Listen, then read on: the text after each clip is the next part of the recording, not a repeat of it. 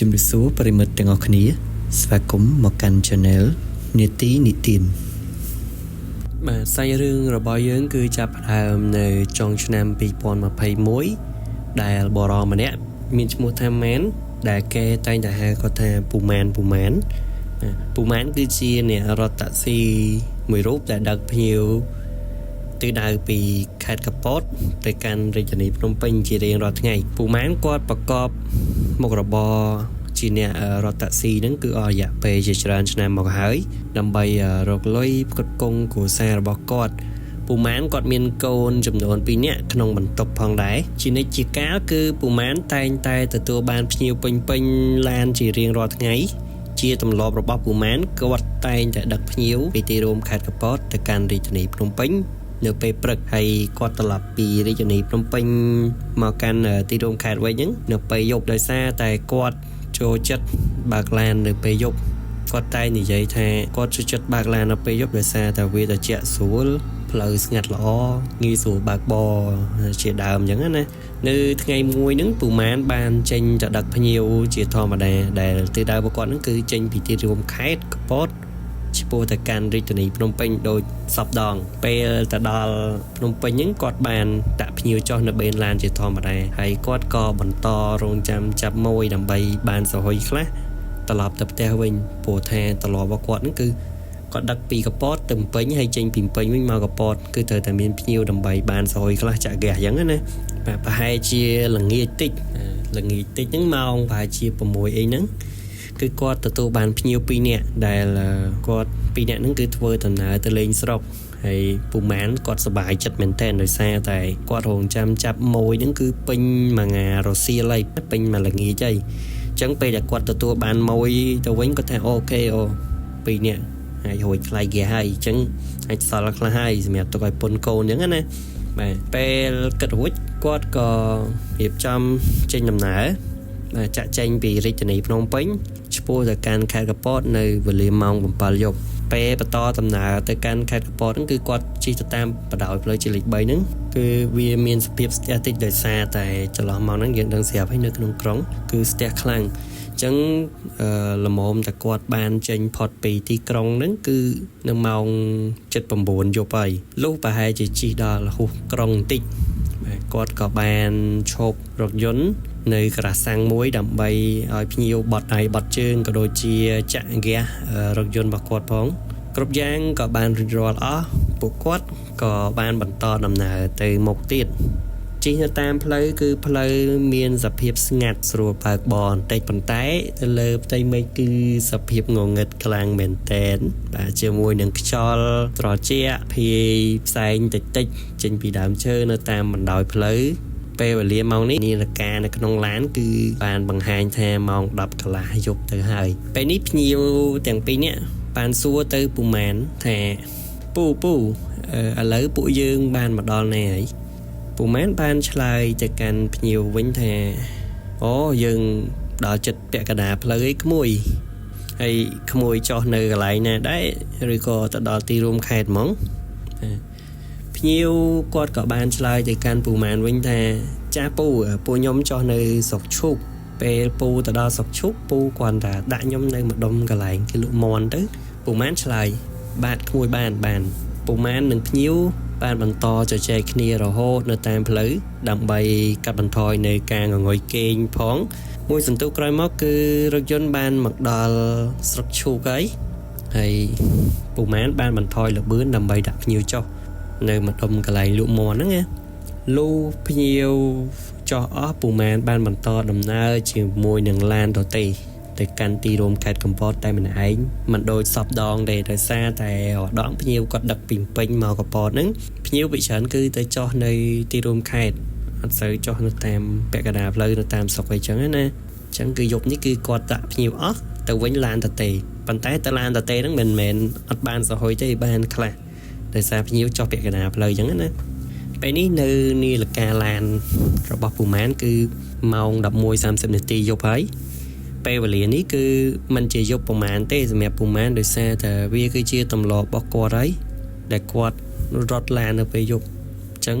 ម៉ោងប៉ុណ្នេះគឺអត់យប់ទេសម្រាប់គាត់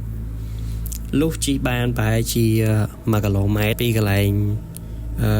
chụp một nắng có ban chụp làn làm bậy bật chừng tôi tại sao tại mà nắng cứ mình viên cả sang nè ở ba tế sẽ dục chơi bếp để tam bà đòi lời nắng và to pi bật chừng tôi ruột có ban đà làn chỉ to mà thà bênนี้คือยกสงัดtừ ấy rồi có bần to đầm nà từ một tiệt chỉ ban mình tích nơi chầm nói chầm ngày pra hai chia 500 mét pi cái lại chụp bật trường một nấc có ban cái lại khơi để đi mà nè để xịa kẹo và xịa bẹ rau bò xó nâng bẹ sờ bài trường bò cỏ hòm cho bọ đai nơi chầm hiên plei tầm đón chỉ sông lan đòi xa rồi sông lan chi nắng á có kịch không chặt tha ê anh cô chụp rồi mình cô chụp tại sao tại quạt khai miên cả này chào step plan này chẳng nè bàn tay quạt mơ từ nari mà nè nó cứ cô ao nè chỉ xây phóng hay cho bọ đầy trăm lan mà nè hành quạt cất theo không mùi kê không mùi dương nè cồn kê cồn dương chẳng quạt cờ bàn ai plan tới cho mình lấy hay ba cần chọn đạn nari mà nè nó hay cò xua từ nari mà nè nó thè mùi sấy à miền Bắc nhà hay đấy ban chỉ mà cho bọ đầy mình ai mà đừng chẳng không thì không ai xây nó có ban chơi chỉ mùi đừng bù màn vinh đòi xong lên sra bú chui khi nhom phong bú khi nhom thời ban mệt pẹt tóc trao rồi tập tập teo vinh mình hay lấy chụp ấy nhom ở đằng thề tập teo vinh đòi là biệp nè tê bù màn kết con chật gì cho con bị nè kế nè hệ đấy bàn ta lên đó smile này ấy ấy sầm khăn nó cứ thử mất phe tóc trao nó cả đạp lời tiết đời xa tại con cất thè con kê con dướng nè con cất con kê con dướng mùi kê không mùi dướng nữa quất mình bàn cái đây chờ đây quất có smell chật heo hồi nhà rìm nè nó cứ lang lơ làn và quật là mấy con chun tập tè bù mán quật bàn đi vậy thế mà lang lan mà không mùi chăm pu chun tập tè dục ấy mỗi xây nó có bàn chơi từ căn bù mán vinh thè cha pu con tràn này bàn tay sầm lệnh những bài sân gì này không tập phim chạy đánh sầm lệnh cứ bài sra bênนี้ปูมานbàn bàn to đầm nà từ một tiệt có cả bàn xua nom này đi mình đã nuôi chơi trán tai niên mình sơn này dây top stay chỉ môi nângปูmานtê tại miền tập pi bảy mặt tại nó cứ chaปูmán có cách không chặt ha gì còn này mấy bàn anh xua mình chọn chơi chắc ai tha khi mình sơn chơi này giấy rồi còn mình sơn chơi một có thà bàn kết rútปูmán quật có bàn bàn to bạc làn từ một tiệt bênนี้cứ mong đọc pi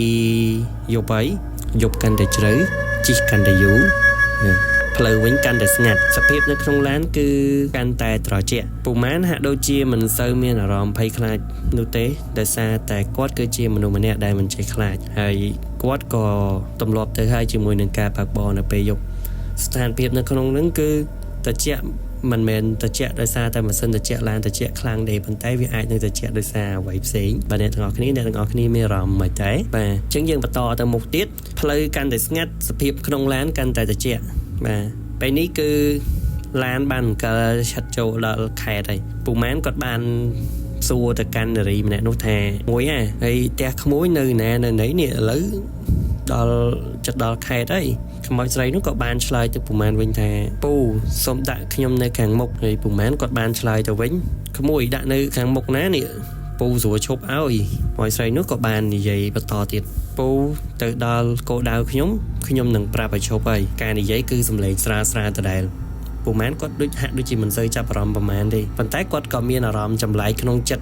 คลาได้ก็เกิดขนมจัดแท้ด้วยจีมันเซยสรูตีจมวยขโมยใส่เนี่ยนึงจังก็อัดกระเฉินก็กระบากลานตะมกติดขณะไปได้ก็บากบานไปจีมาเพนตีก่อยมักก็กระจับดามินอารมณ์จำไหลยังบดองติดโดยจีเธอบานเกสำหลังมือมากวาดนั้นปีก่อยขนมละโหดก็มือตามกระเจาะรถยนต์นั่นก็มือกระเจาะคอยมาดองติดเคยท่าขโมยใส่มาเนี่ยนั่งกึ่งก้อยเงียเหมือนแต่เนี่ยคือมันบัดเตะไอ้มือตื้อส่งใบตังเกอที่ก็อัดได้หากโดยจีมันใส่สัวซะก็ลอนมอดให้สัวตัวกันขมิ้นใส่มาเนี่ยนั่งเดี๋ยวดีเนี่ยนั่งแทขโมยเองการไอ้อันนั้นโดยจีมันใส่หนีใยได้ซะให้โดยใส่สัวกับอะไรนะขโมยแต่ตัวปีปุ่มแมนสัวรุ่นเดี๋ยวดีมันเนี่ยนั่งก็บานชลายแจงสำเร็จสลาที่ใดยุ่งกรอนแต่ส้มไอ้ปูจูนแต่ดอลกันไรเนี่ยขยมสลับบานให้หรือจังปุ่มแมนจ ចាប់ផ្ដើមមានអារម្មណ៍ថាភ័យបដៅតែគាត់ទប់អារម្មណ៍គាត់ជូនទៅកន្លែងស្លាប់យ៉ាងម៉េចហើយគាត់ក៏បានគិតក្នុងន័យល្អមួយទៀតគាត់ថាប្រហែលជា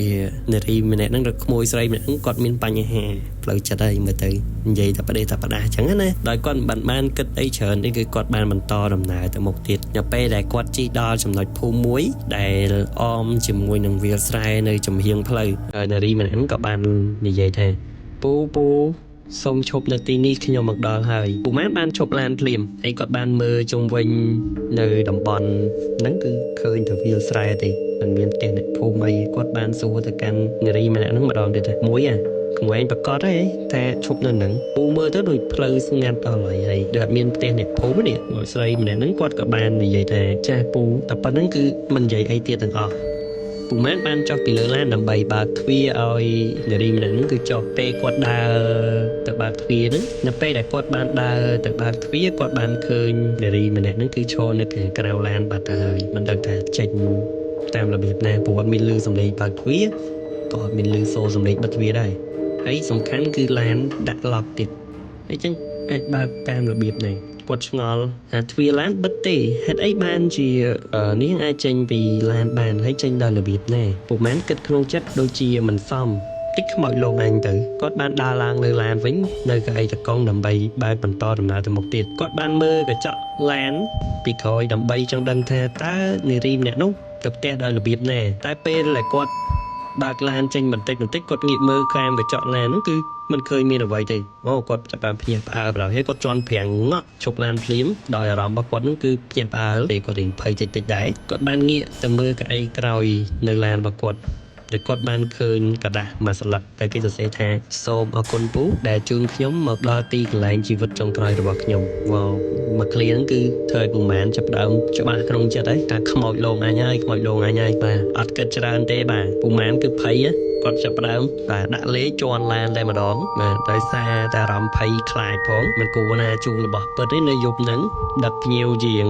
រាល់ថ្ងៃហើយរាប់ឆ្នាំអីអត់ដែលមានបញ្ហាអីស្រាប់តែមកជួបបញ្ហាហ្នឹងផ្លូវរត់រាល់ថ្ងៃអត់អីបាទគាត់ភ័យគាត់គិតនឹងចិត្តអូយអញដឹកខ្មោចឡើងមកយូរអត់ដឹងអញ្ចឹងគាត់ធ្វើយ៉ាងម៉េចគឺត្រឡប់ទៅផ្ទះវិញឲ្យបានលឿនតាមតែអាចទៅបានប៉ុន្តែដោយសារតែគាត់ទប់ស្មារតីបានពេលកន្លះម៉ោងក្រោយគឺគាត់បានទៅដល់ផ្ទះដោយសុវត្ថិភាពទាំងអារម្មណ៍គាត់នឹងនៅភ័យខ្លាចគាត់បានរៀបរាប់ប្រាប់ដំណើររឿងទៅកាន់ប្រពន្ធរបស់គាត់ដែលគាត់បានជួបនៅយប់នេះប្រពន្ធពូម៉ានបានឲ្យពូម៉ានសម្រាប់ហើយស្អែកឡើងគាត់នឹងជូនពូម៉ានទៅស្រោចទឹកដើម្បីឲ្យច្រាស់រឿងមិនល្អអញ្ចឹងណារឿងល្អវាផុតស្អែកឡើងពូម៉ានបានទៅវត្តជាមួយប្រពន្ធគាត់ដើម្បីស្រោចទឹកជំរះរឿងមិនល្អនិងដាស់ស្មារតីឡើងវិញកុំឲ្យភ័យខ្លាចរឿងការពីយប់មិញហ្នឹងណាមកដោយសារតែគាត់មិនអស់ចិត្តពីរឿងការពីយប់មិញគាត់ក៏បានសម្រេចចិត្តទៅសួរព័ត៌មាននៅប៉ុស្តិ៍នគរបាលដែលនៅក្បែរកន្លែងយប់មិញហ្នឹងណាពូម៉ែនបានទៅជួបមន្ត្រីប៉ូលីសប្រចាំការនៅទីនោះដែលគាត់មានឈ្មោះថាពូសុកគាត់គឺជាមន្ត្រីនគរបាលប្រចាំនៅប៉ុស្តិ៍នោះអស់ពេលយូរឆ្នាំអីចឹងគាត់អាចនឹងដឹងរឿងខ្លះតាក់ទងជាមួយនឹងបញ្ហានៅតំបន់ហ្នឹងពូម៉ែនបានរៀបរាប់ពីរឿងរ៉ាវដែលគាត់បានជួបពេលស្ដាប់រួចពិសុកបានលន់មកថាហេតុការណ៍ហ្នឹងគឺមានមនុស្សច្រើនដែលបានជួបរឿងហ្នឹងមិនត្រឹមតែគាត់ទេគាត់ក៏បានបន្តទៀតថាកាលពីប្រហែលឆ្នាំមុនហ្នឹងនៅចន្លោះផ្លូវហ្នឹងគឺមានករណីគ្រោះថ្នាក់ចរាចរណ៍វាកើតឡើងបាទជារថយន្តតាក់ស៊ីដូចគ្នាដែលបណ្ដាលឲ្យមនុស្សជាច្រើនគឺរងរបួសហើយក៏មានអ្នកស្លាប់ផងដែរក្នុងរបាយការណ៍គឺបានបង្ហាញថាមាននារីម្នាក់អាយុ20ជាងបានស្លាប់ពេលដែលបញ្ជូនទៅដល់មន្ទីរពេទ្យហើយបើតាមសាក្សីជាក់ស្ដែងហ្នឹងគេអាចសន្មតថានារីម្នាក់ហ្នឹងគឺបានស្លាប់នៅកន្លែងកើតហេតុហើយដោយសារតែគេឃើញសភាពរថយន្តក៏ដូចជាគ្រោះថ្នាក់ហ្នឹងគឺខ្លាំងពេកគ្រោះថ្នាក់គឺខ្លាំងម្ចាស់រថយន្តពេលហ្នឹងគឺបានរត់គេចខ្លួនសមត្ថកិច្ចក៏បានធ្វើការវាស់វែងនៅកន្លែងកើតហេតុក្រុមសង្គ្រោះបានចុះទៅដល់ភ្លាមដើម្បីព្យាយាមជួយសង្គ្រោះមនុស្សទាំងអស់តែចុងក្រោយគេបានប្រទះឃើញនារីម្នាក់នៅក្នុងវាលស្រែដោយសារតែកើតហេតុបន្ទាន់បាទក្រុមគ្រូពេទ្យបានបញ្ជូននារីម្នាក់នោះទៅកាន់មន្ទីរពេទ្យតែជាអកុសលនាងបានភ័យខ្យល់ស្លាប់នៅនឹងកន្លែងរួចទៅហើយអញ្ចឹងតាំងពីពេលនោះមកមនុស្សជាច្រើនដែលជិះកាត់នៅតំបន់នោះកន្លែងហ្នឹងគឺតែងតែឮសំឡេងមនុស្សស្រីហៅល្វើយហើយសុំឡានដោយសារជារៀងរាល់យន្តមានឡានតិចទេដែលទទួលបានហេតុការណ៍ហ្នឹងឡានដឹកទំនិញផ្សេងគឺតែងតែមកស៊ើបសួរពីប្រាំងប៉ុស្តិ៍ ចំណែកច្រើនអ្នកដំណើរដែលឆ្លងកាត់នៅតំបន់នោះតែងតែជួបប្រទះបញ្ហាហ្នឹងពុំមែនគាត់ចាប់បានភ្ញាក់ផ្អើលម្ដងទៀតក្រោយមកគាត់បានស្ដាប់លោកប៉ូលីសនិយាយរួចគាត់ក៏ដេកមិនលក់ឡើយគាត់គិតថាការដែលគាត់មិនគួរឈប់ឡានសោះភ័យអស់ព្រលឹងអលីងហ្មងទឹកខ្មោចឡើងមកយប់អត់ដឹងនៅពេលហ្នឹងគឺគាត់ភ័យមិនទាន់បាត់ដល់ឡើយទេលុះស្អែកឡើងគាត់ក៏បានបបួលពុនគាត់ដើម្បីធ្វើចង្ហាន់ទៅវត្តបីបាំងស្គរជុំដល់ព្រលឹងខ្មោចហើយខ្មោចនឹងបានស្កប់ចិត្តចឹងណាចាប់តាំងពីពេលថ្ងៃនោះមកហ្នឹងគឺប្រហែលគាត់ឈប់រត់ពេលយប់ទៀតហើយគាត់ក៏ឈប់រត់កាត់ផ្លូវដូចគ្នាដោយសារតែគាត់រៀងចាលជាមួយនឹងព្រឹត្តិការណ៍ដែលគាត់បានជួបហើយនឹងការបើកបរនៅពេលយប់វាអាចប្រឈមហានិភ័យជាច្រើនការល្ងុយគេងបាទការល្ងុយគេងការអីក៏អាចបង្កគ្រោះថ្នាក់ដែរអញ្ចឹងសាច់រឿងនេះគឺបញ្ចប់តែត្រឹមប៉ុណ្នេះហើយសង្ឃឹមថាប្រិយមិត្តទាំងអស់គ្នានឹងស្ដាប់ដោយយកចិត្តទុកដាក់ហើយបើសិនជាមានអ្វីខុសទាស់ត្រង់ណាអាច comment នៅខាងក្រោមវីដេអូបានបាទសូមអរគុណជួបគ្នានៅវីដេអូក្រោយ